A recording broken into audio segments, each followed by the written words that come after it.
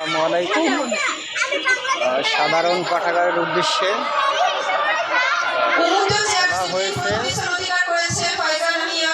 16ই December উপলক্ষে খেলায় যারা যুক্ত হয়েছে তাদেরকে পুরস্কার সাধারণ পাঠাগার নারায়ণগঞ্জ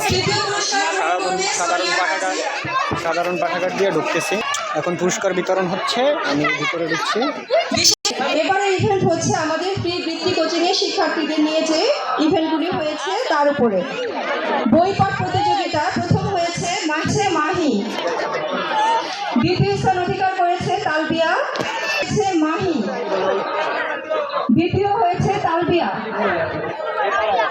তৃতীয় পুরস্কার গ্রহণ করবে রিয়ামণি, দর্শক বিশেষ পুরস্কার গ্রহণ করবে সাউদা। চলে যাচ্ছি সাধারণ পাঠাগার নারায়ণগঞ্জ। বিশেষ পুরস্কার গ্রহণ করছে সাউদা।